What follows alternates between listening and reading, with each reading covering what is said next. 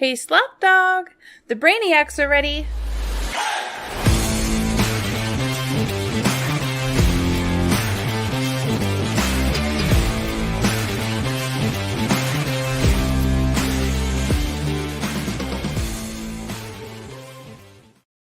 Welcome into Leather Brains, episode 153. Your host here, Slapdawg, and it is Wednesday, December 6th. I had to look. I'm going to be completely honest. That's why I paused there. But I am joined here today by Scotty-Del-Rey. Scotty, you're joined by me and with me together at the same time.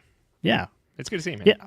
Welcome in. It's good to see you too. I get the feeling just in our little conversation prior to hitting record that we're both pretty delirious and tired, so we might say some stupid shit today. Are we getting canceled today? We could. At the very least, I think we're going to get silly. I think we're definitely getting silly. I mean, that's always in the game plan. Yeah. Well, I'm looking forward to it, and I'm glad that I have you here alongside me to get silly with. Yeti's not here today. I don't know why. He just said he couldn't make it. So question mark there, but I hope everything's okay. And I appreciate you here. We're going to do things mostly the same. There's going to be a little bit different flow for this episode. We're going to do Monday night takeaways, of course, because we have to do some Monday night cleanup. That was a very interesting game. And there's some stuff to talk about there. We're going to play Flex Appeal, Scotty. So you're very familiar with the game, and most of the Brainiacs at this point should be as well. So we're going to play that. And then this is going to be kind of a free-form episode. So we got mailbag. We have quite a few questions, but if anybody does have any questions, go submit them over on YouTube right now for all you live viewers, and we will answer them here very shortly. This is going to be kind of a mailbag segment. There's going to be fantasy football, dynasty football, NFL questions, as well as just some general life questions that people have shot over to us. So got a plethora of that. So, but if we have any other questions, please go over to YouTube, Leather Brains Fantasy Football, and we will, if you put them in the comments, we'll answer them here very quickly. So, Scotty, let's kick things off here with the Bengals beating the Jags without Joe Burrow, might I add. So, first and foremost, I do want to say this. We were right. We called this on Monday Night Show.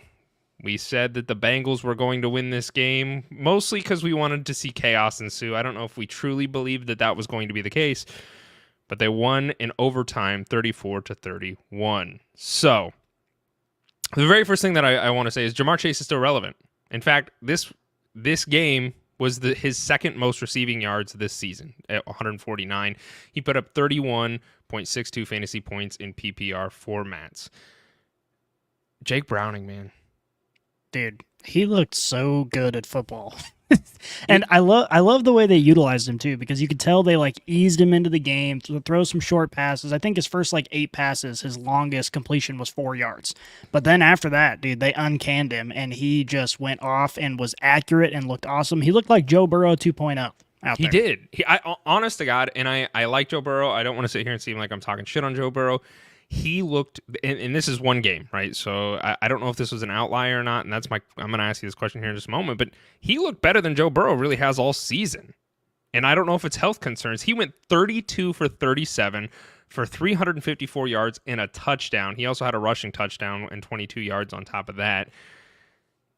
Is he a startable fantasy football asset? That's the question that I'm asking you right now. Jake Browning, he came in and didn't look bad.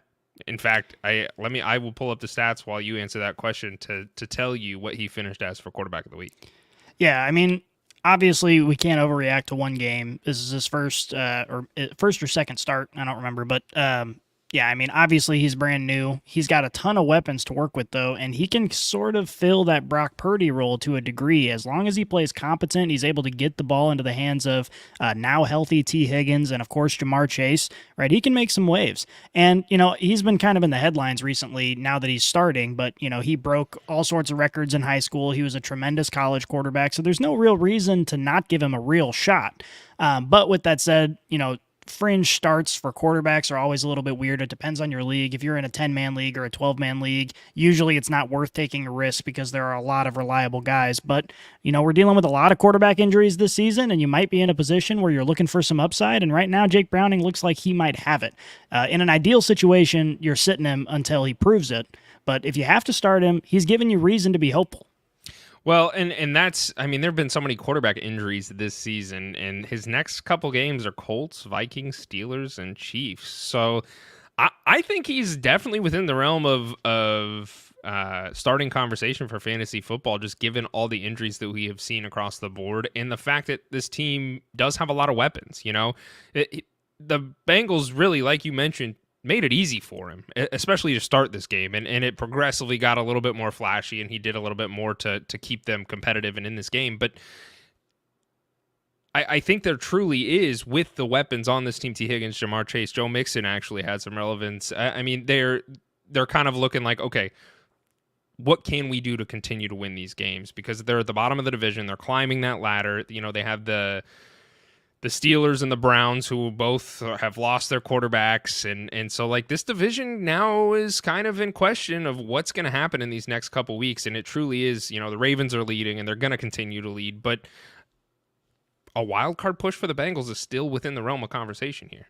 And 100%. If he's going to come out and throw for 350 yards and look as clean as he did, it's definitely in the conversation. But again, can't overreact to one game. We've really got to see a larger sample size before we start getting all excited. I mean, you can reasonably foresee us looking back on this game and saying, yeah, that was a ridiculous outlier. Or you could also reasonably see, oh my gosh, this guy has a huge future in the NFL. So right now we just have to kind of wait and see how everything plays out. But it was exciting watching him. I went into this game thinking, God damn it, I wish Joe Burrow was here. This would be such a fun matchup. If Joe Burrow was playing, this game's going to suck.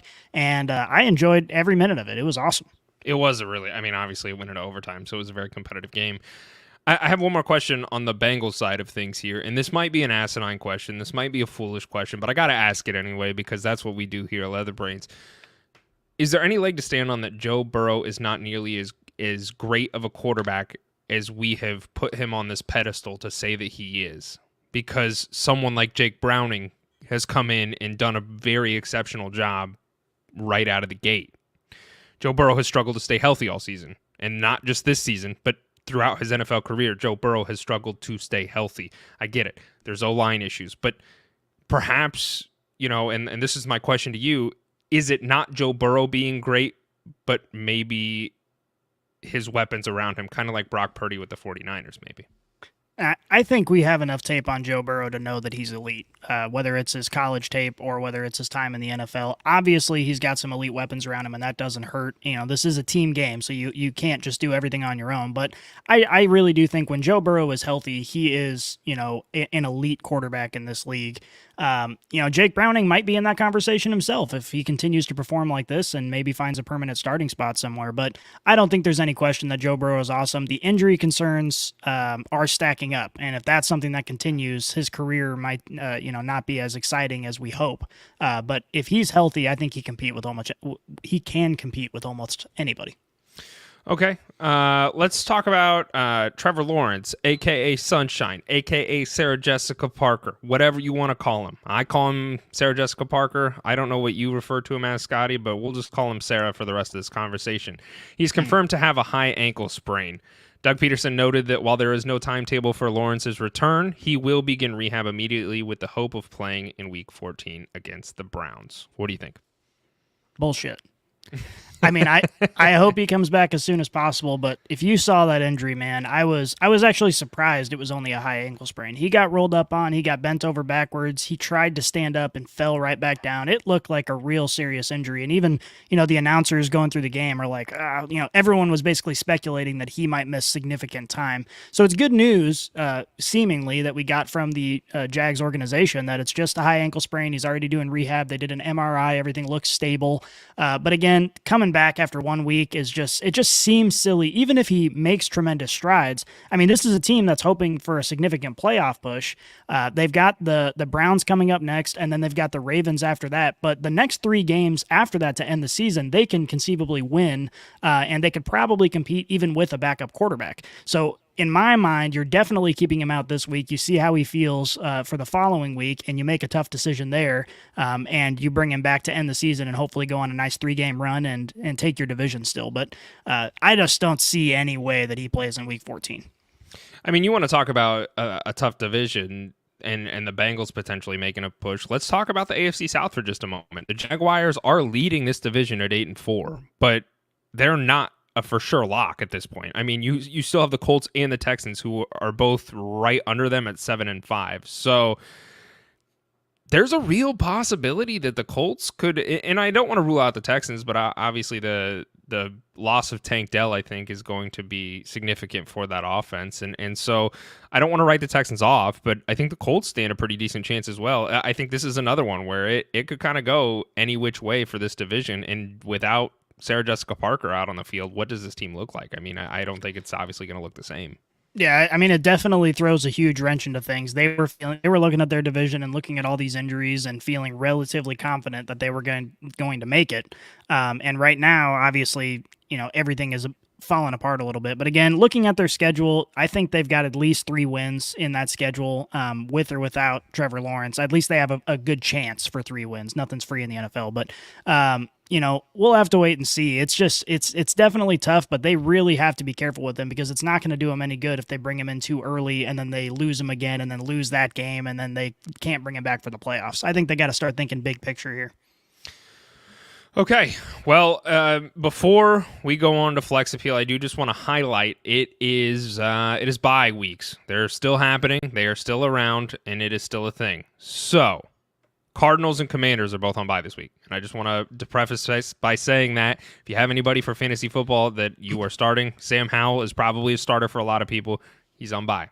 Kyler that Murray. Means I got to sit Jahan Dotson. Damn it. Oh, I've been starting him every week. I'm sorry that you're doing that. Okay, let's go over to Flex Appeal. I'll let you start this whole flexy conversation. Yeah, I chose a lot of gross ones, so this will be a fun conversation. But the first one I'm going to give you is Jerome Ford versus Jacksonville, or Keaton Mitchell versus the Rams. Who do you got? It's got to be Jerome Ford for me. The Chargers, from a defensive perspective, are terrible. You know what? Actually, the Chargers in general are pretty terrible right now, and their defense is definitely 50% of that conversation. Not only that, but rush defense-wise, Jaguars are one of the worst defenses. I think they're giving up like 200 yards rushing a game. I'd have to go look. Let me pull it up here. They're giving up on average 265 yards a game. So I will definitely take the Chargers with Jerome Ford playing against them. Yeah, I agree with you. And ultimately, I thought this one might be a little bit tough because you have 2 running backs that are both splitting the backfield. You don't really know. Jerome Ford was out-carried by Kareem Hunt this last week, so a lot of people are a little bit iffy on that. But the fact of the matter is that Jerome Ford has averaged 16 touches or more and over 70 yards per game for the last 5 weeks. This is a guy who is definitely getting volume this last week aside, and he's involved in the passing game. So I'm really excited about that. And then one of the things that we'll talk about a little bit on your next one as well is the Rams rush defense is top 12. I mean, they actually have a pretty significantly difficult rush defense to go against. So people like Keaton Mitchell obviously have explosive potential on every play. You watch him play and he could break any carry for a touchdown, but this is a tough defense to go against. And of course, he's in a split backfield as well. So I think Jerome Ford is the safer bet.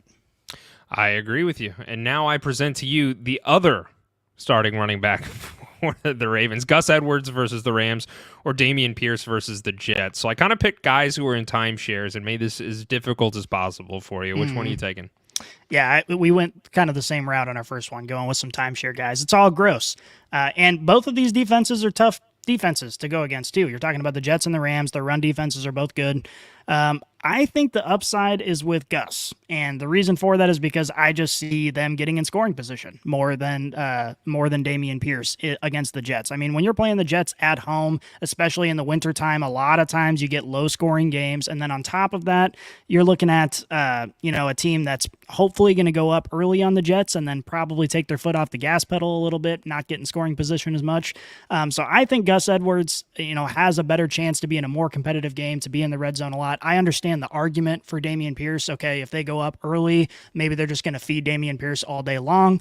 But I think the upside is with Gus Edwards. I think I wouldn't blame you for picking either side on this one. There's a good argument to be made for both. I think I'm going to take Dameon Pierce here, to be honest with you. The Jets have a good defense from a passing perspective, but their run game defense has actually not been that great.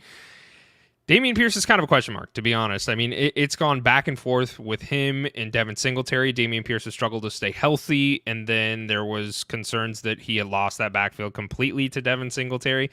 And then all of a sudden, out of fucking nowhere, he got the most touches this last week, and it was very frustrating as somebody who owns both of them that now I have to sit here and play this game of who do I start on a weekly basis. But Dameon Pierce, he got 15 touches against Denver this last week, and they actually have a pretty difficult rushing defense to go against. So I think it's Dameon Pierce's backfield to lose matched up with this Jets. I think Pierce is going to be the one. I don't want to screw around with the timeshare that is the Gus Bus and Keaton Mitchell. Give me Dameon Pierce. Yeah, I think what we're in store for the Texans this week is a massive down week in terms of their offensive production because of the tough defense, because of the weather conditions, because they're playing in New York. I foresee this game being like under 30 points total. And with that in mind, I just don't see the scoring opportunity as much as Gus Edwards. But again, I think you make a perfectly coherent argument, and I'm not going to blame you for taking that side. I think it's a close one. Okay, it's your turn. I don't know what I'm doing. Sorry. Oh, it is my turn. All right. Deontay Johnson versus the New England Patriots, or Calvin Ridley versus Cleveland. This is a disgusting one. I had a really hard time coming up with like the movie Saw, where they put you in the room and make you cut off your own hand and stuff. That's pretty much what I'm doing right now. That is exactly what you're doing right now. Can I forfeit the week in fantasy? Is that an option? You can always do that, yeah. Okay. Oh my gosh. See, I really want to say Calvin Ridley, but the issue is he's going against the Browns, right? And so the Browns actually, the Browns have the best defense in the NFL, period. Across the board. The Browns defense is incredible, both for passing in and in the rush game. So I want to say Deontay Johnson, and that, I'm going to get back on my horse and ride the Mitch Trubisky train all the way down the lane here. And the other thing that kind of concerns me is Calvin Ridley's going to draw top coverage, which he kind of typically has been, but it's kind of been a conversation for fantasy football. Is it him or Christian Kirk? Christian Kirk isn't in the picture anymore, right? So I think Calvin Ridley there is no question in my mind he's going to see the top coverage and the best defense in the NFL. While I understand that Deontay Johnson has a backup quarterback, Mitch Trubisky, I also don't think Kenny Pickett has been that great this year, and really his whole career at this point. So I'll take Deontay Johnson against Bill Belichick, I think. Yeah, this is another one I'm not really going to blame you. I think the upside is with Calvin Ridley just because of talent, and with the absence of Christian Kirk, someone's got to catch the ball. And I think it's going to be Calvin Ridley that catches the ball. Deontay Johnson has been underwhelming. He's, now kind of getting a reputation for being a cancer in the locker room. I don't know how much the team really likes him. He's only caught a couple touchdowns in the last 15 years or whatever. I think I would go with the upside of Calvin Ridley, given the disgusting nature of both of them. But again, I don't blame you. And I agree with you that I don't think Mitch Trubisky is all that different from a fantasy perspective than Kenny Pickett. I think you're going to get pretty much the same output, so I don't really see that as a downgrade. But New England's defense is also really good. Deontay Johnson has not been very productive, and Calvin Ridley, we've seen what he can do, and so I think I'm going to bet on the upside and go Calvin Ridley. Okay. I will bring two wide receiver twos to the table for you, for their teams respectively, not for fantasy football. So we have Puka Nacua versus the Ravens, or Devontae Smith versus the Cowboys. This one's pretty hard, to be honest. It is a tough one. And I think if I were to sit down and try and be as reasonable and rational as possible, I think you go with Puka, because we've seen the upside with him. We've seen, how much he's basically taken over this offense. But I've just got a lingering feeling that Philadelphia is going to come out and make a statement this week, and they're going to score a ton of points. So it is for that and that reason alone that I'm going to go with Devonta Smith, because I've got this weird fantasy tingling spidey sense going on in the back of my head. And so I think I'm going with the upside of Devonta Smith, even though it's probably not the most rational of the two.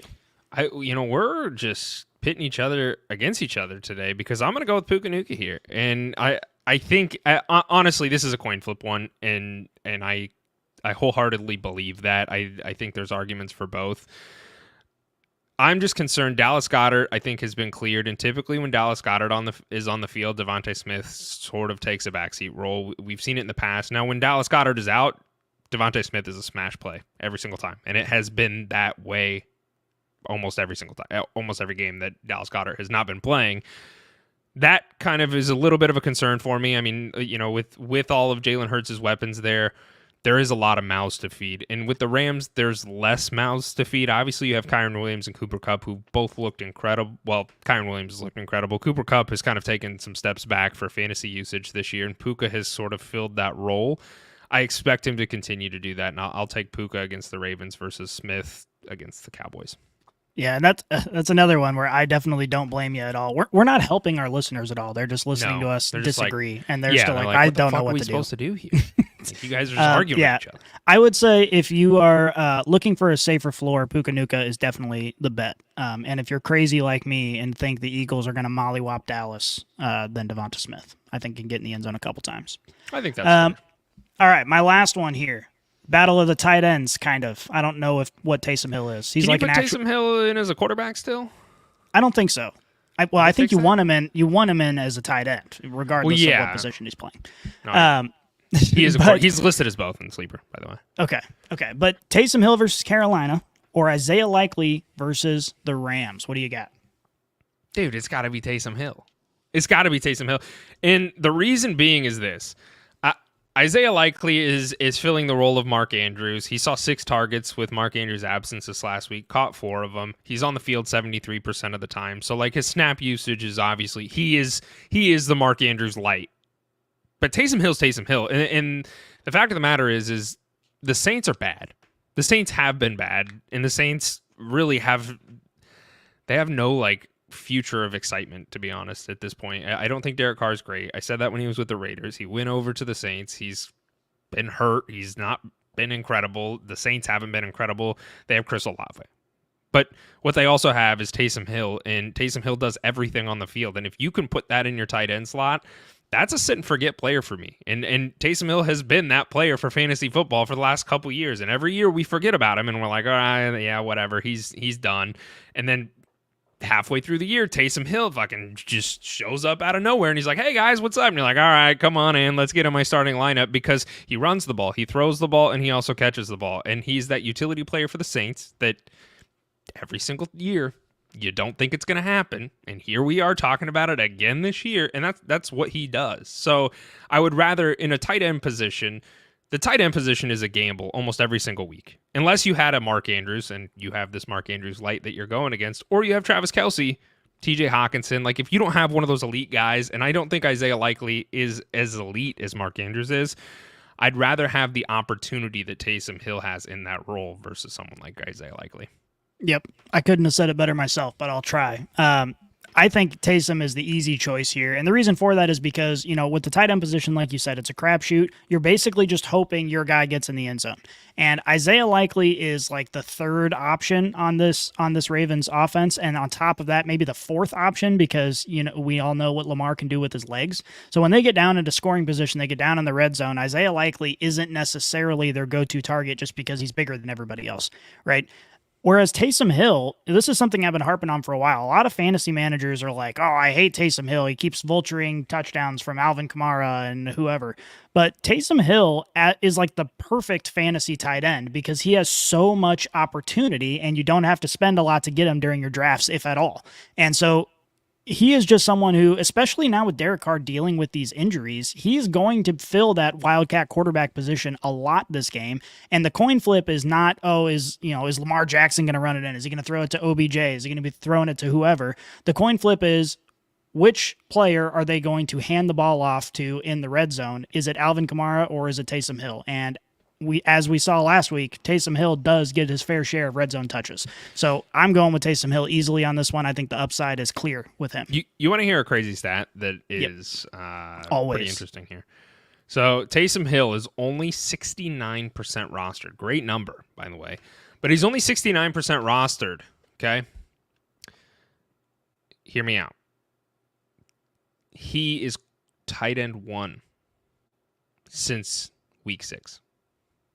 He's tight end 1, and there is a chance he's just sitting there doing nothing, hanging out on waivers. It doesn't make any sense. That's crazy. Go get it. That to me is just wild. Go get this guy. Go grab him, get him in your starting lineup. There's a 30%, 31% chance that he is just sitting there, and he is the tight end 1 since week 6. So I would be grabbing this guy immediately, and he is very clearly my flex appeal winner for this combat fight. War. Contest. Thank you. All right, my last one. Raheem Mostert versus the Titans or Rashee Rice versus the Bills. Yeah, this was a tough one. Obviously, we've seen what Raheem Mostert can do, but now with Achane, healthy and taking the majority of the touches, he's in a timeshare. They're going against a top 12 defense versus fantasy running backs. I think the upside's with Rashee Rice, especially because he has consistently made a statement in this Chiefs offense that he is sort of filling that wide receiver 1 role. So I think, Mostert's probably good for double-digit touches, which is great, but Rashee Rice is going to be your home run threat, and I think he's got a real chance to be involved in an offense that wants to make a statement this week and hopefully is able to. So I think I'm going to go with the upside of Rashee Rice. I actually am going to agree with you here. I think Raheem Mostert is... he's certainly found his usage, and he's been a great fantasy asset for anybody who has him, as he is the running back 2 on the season. But as you mentioned, Devon Achane is coming back. He is back, and he is going to cut into that workload. Raheem Mostert still saw 11 touches last week, but he only saw a 38% snap count, which is that's the lowest snap percentage he has had all year. The only reason he really had fantasy usage this last week was because he got a touchdown. So I think Rashee Rice has the higher ceiling, and against a difficult Buffalo team, I do expect him to be a focal point for this offense because something's got to give for the Chiefs. 100%. And there are a couple other points to make here. So number one, obviously the Dolphins are looking toward playoffs, right? That's what they're focused on right now. They know that Raheem Mostert is a great running back, but he's also 31 years old. So I think it makes sense for them to start kind of limiting his workload as they prepare for the postseason. And I think that's what we saw last week, and I think we're going to continue to see that as long as they're able to win those games definitively. And then the Buffalo defense is still dealing with a bunch of injuries. They've got 2 cornerbacks that are on IR. They've got their star linebacker, Milano, that is on IR. This is just a team that it's very unfortunate for Bills fans, and it sucks, generally because we want to see the Bills good and competitive, but their defense has just been destroyed by injuries. And so I think Pat Mahomes and the Chiefs have a real chance to put up a lot of yards on this team and start looking like the Chiefs from seasons past. So Rashee Rice is definitely the upside play for me. Agreed. All right, let's get over to our Brain Busters, a.k.a. the mailbag segment. Here's the mail, it never fails. It makes me want to wag my tail. When it comes, I want to wail. Mail! Here's the mail. Oh, I forgot to unload God, it. we're doing it again. My bad.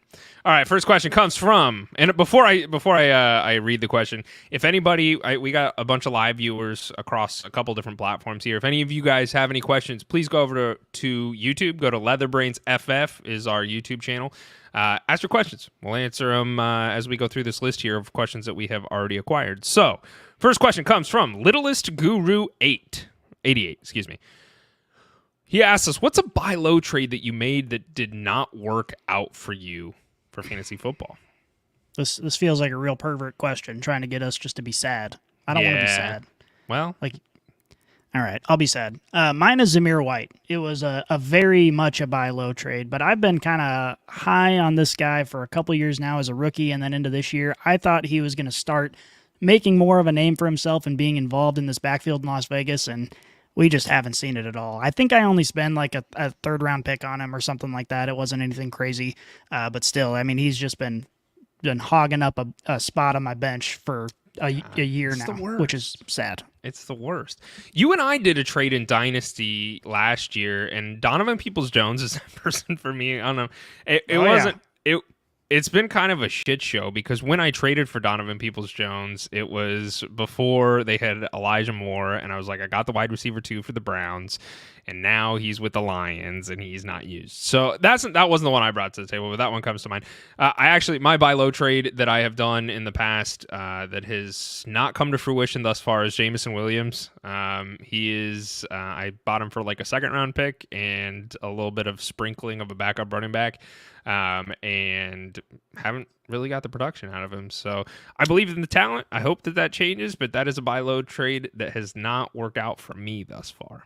Well, if you've got a player with a lot of potential and a lot of talent, but he's playing for Dan Campbell, you just can't really hope that he's going to see the usage that he should. I'm trying to acquire the entire Lions offense for fantasy football because I love Dan Campbell so much. Yeah.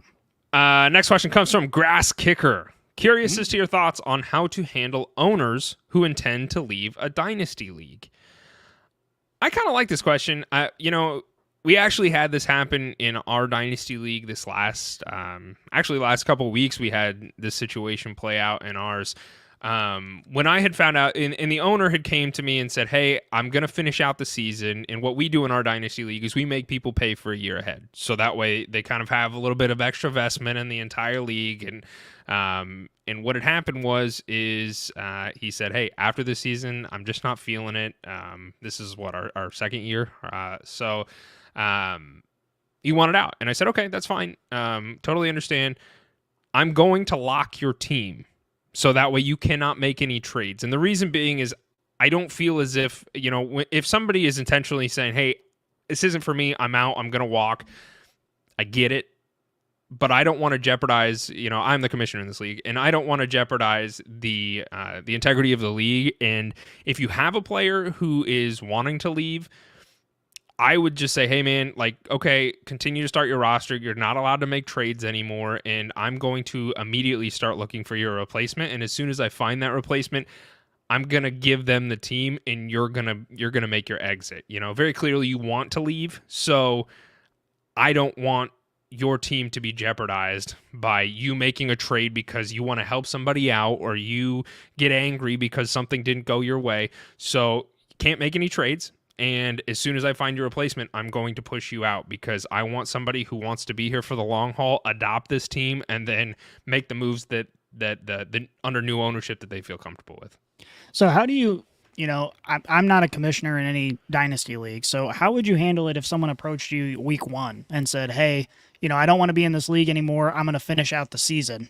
And then go from there. We can find somebody in the off season. Are you at that point just monitoring their trades more closely? Are you, more eager to push the decline button as the commissioner on trades, that sort of thing? I never click the decline button.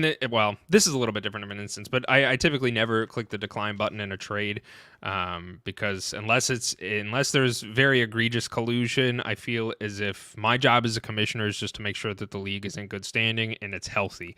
What I don't like is, if this situation were to happen to me, I would still be trying to find the replacement right away. And, as soon as I find out that you're not all in on this, I want to find your replacement. And, if you're going to back out at the end of the year, and it's week 1, I'm still going to look for your replacement and try and get you out by week 2. Because knowing that you're not going to be in the league for the long haul, that might change your mentality on a trade. And you might, for instance, let's say this. It's week 1, okay? You come in and you say, hey, Slapdawg, I'm not feeling this dynasty thing anymore. I'm going to call it quits after this season. So guess what you do now? You go all in, which is fine, and people do that. You trade a bunch of assets to try and get some older veterans, which happens in Dynasty quite often, to try and make a run, maybe to get some extra money for yourself or do whatever. And then that screws over the team forever. And now, not forever, but for the next couple of years, while whoever comes in has to pick up the pieces and rebuild. And I don't find that to be fair. So I typically, as soon as I know that somebody's out on a league, my first objective is to try and find their replacement and make sure that trades really, I don't think it's fair to try and trade it if you're not in for the long haul. Yeah, and I think that is fair because you have to imagine the person coming in is already getting the short end of the stick because they didn't draft any of these players. They had no say in who's on the roster. And so it's already kind of difficult to find somebody to adopt a team like that. And then if you have to approach them, in the offseason and say, hey, do you want to pay however much money to enter this league? By the way, all of your players are 35 years old. Good luck. It's just going to be that much more difficult to find a replacement. So I don't disagree with that at all.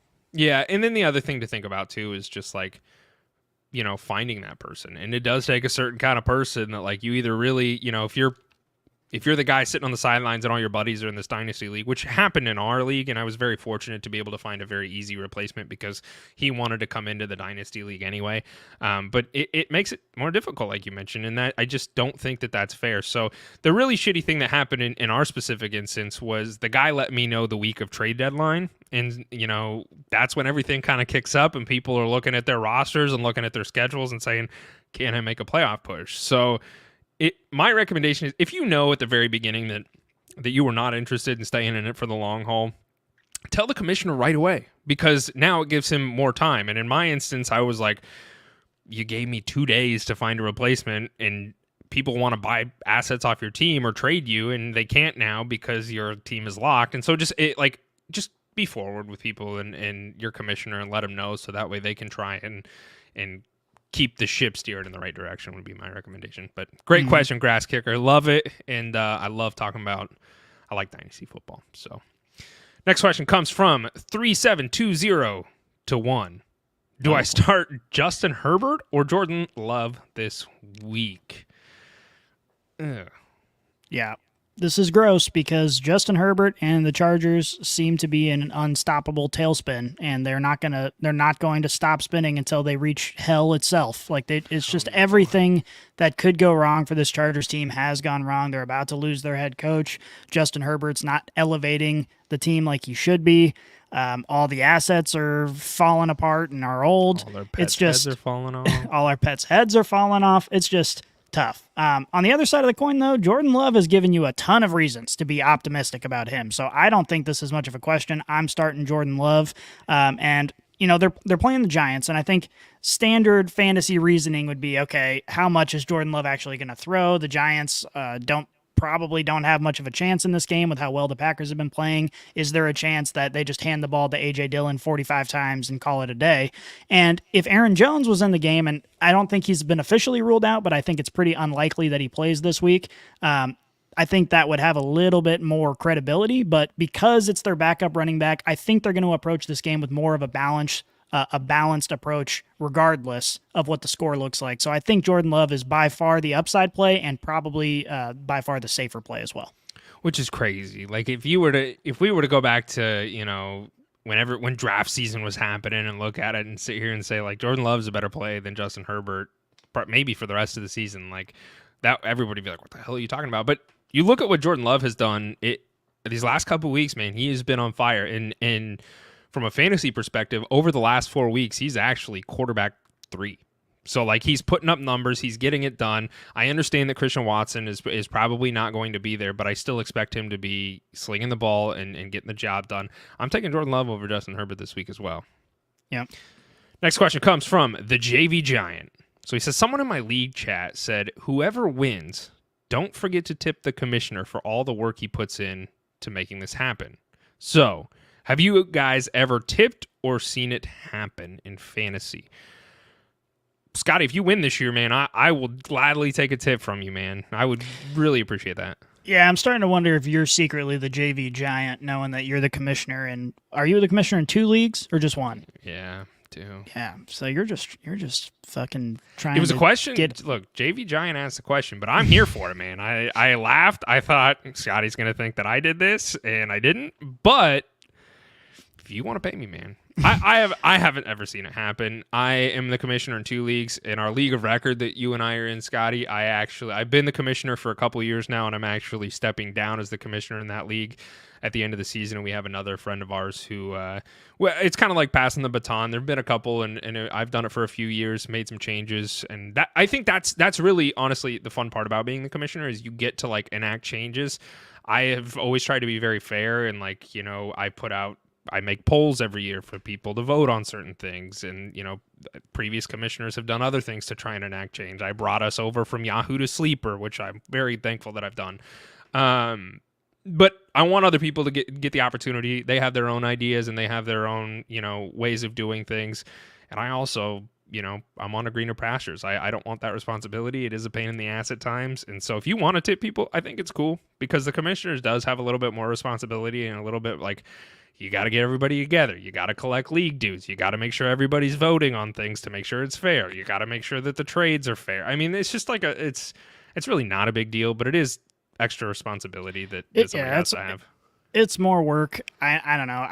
I think it probably, from like just reasonably looking at it, it probably depends on what the total pot is. I mean, if you win and you're winning $1,000, okay, yeah, you can tip some money. But if you win and you win $50, it's like, okay, I'm not going to give you $5 out of my $50, right? Yeah. So I understand the sentiment. If you're playing in a big money league, it's probably not a bad idea. I've never seen it in fantasy football, but I play in a golf league, for example, and the commissioner gets certain benefits from that. So it makes sense. I think it stands to reason. Just depends on how much money you're talking. It's kind of fun. It's different. Question comes from Squishy Ducky. Appreciate the question, brother. He says, so, does pineapple belong on pizza, though? For reference, we did send out a tweet, and for anybody watching, come submit your questions. Love them. But we did send out a tweet that said something about, Scotty, how often do you shower? Does pineapple belong? Whatever questions you have, we'll answer them. So this was kind of what that is alluding to. Every day. Every morning. That's how I wake up. Okay. Shower and coffee. Pineapple belong on pizza, though? No. Here's the thing. Pizza, you can't really go wrong with. I don't think I've ever had pizza that I hated, that I didn't like. But the upside of good pizza is sky high, and pineapple on pizza is dumb. I'm actually a firm believer that anything that's not meat or mushrooms really doesn't make pizza better. I mean, you can put green onions, or you can put black olives on it, and they're fine, peppers? but they don't. Yeah, green peppers is what I meant. I'm not sure what a green onion is. Actually, I do. Green onions are a thing. I just don't. I've never seen them on pizza. Yeah, but either way, I mean, you can put those things on pizza, and it makes it fine. But the things that elevate pizza to that next level are meats, pepperoni and sausage and beef. And then I'm a big fan of mushrooms, so I think you throw mushrooms on it, it's awesome too. Pineapple it's just okay. I enjoy I stood on the camp that pineapple never belongs on pizza, and I said that for a very long time. I think it depends on the pizza, to be honest with you. I like pineapple on pizza if the pizza's a good pizza and there's a reason to have it on there. But like if I'm ordering Pizza Hut pizza, I don't want pineapple on there. I need like a gourmet pizza. I like meats, but I like the veggies. I don't like mushrooms. So I like onions, peppers. Give me the meats, and pineapple. Depends on the pizza. I think mushrooms make everything better. I could eat sautéed mushrooms from a bowl with a fork. I think it's the texture for me. It's like rubbery, and it just freaks me out. I don't like it. It's like I'm eating a tire.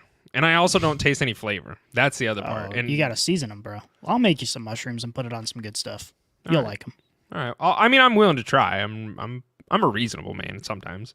Sometimes. Next question comes from Arkham Slayer 66. Do I play Travis Etienne, Zach Moss, or Josh Jacobs this week?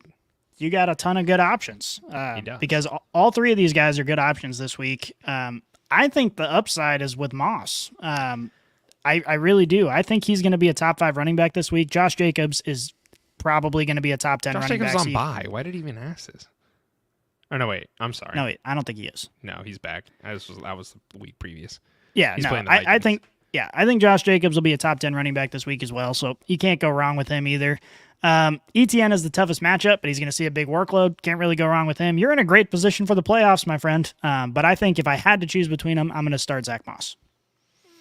Yeah, I'm also actually starting Zach Moss. I think the matchup is there against the Bengals, and the Colts, they have something to play for. They gotta get the win and continue to try and stay competitive in that division. And without Jonathan Taylor, Zach Moss really looked good all year, to be honest with you. And it's not slowing down. He's my guy. He's who I would go with as well. Yeti, welcome in. No question. Just here to say you're both handsome. Thank you so much. I appreciate that. That's so kind. I think you're handsome too.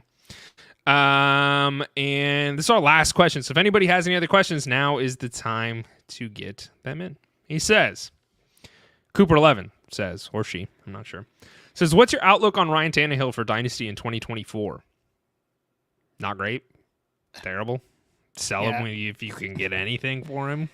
I don't think you could get anything for him at this point. I mean, it really seems like they moved on to Will Levis, and, granted, Will Levis hasn't done much. I mean, he's had a couple pretty good games and some pretty bad performances, but Will Levis is very clearly the future there for the time being, and Ryan Tannehill is 1 billion years old, and I think he'll be a good backup quarterback for as long as he can throw the ball. 36-year-old free agent going into the offseason. I think he might be done with football after this season. There's a real chance that he just doesn't ever step on a field again.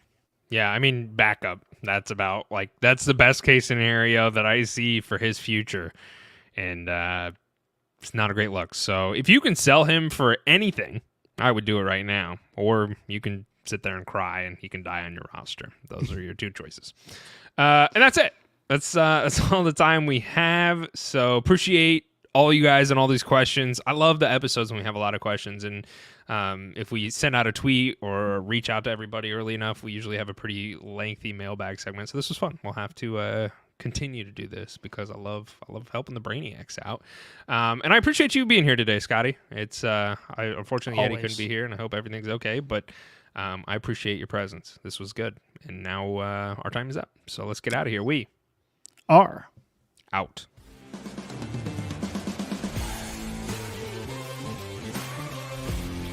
If you enjoyed this episode, make sure you tune into our new releases every week on your favorite podcast app. Follow us on Twitter, Instagram, and Facebook, and check out leatherbrains.com for all of your fantasy football needs. And remember, Brainiacs, a championship should be more than a fantasy.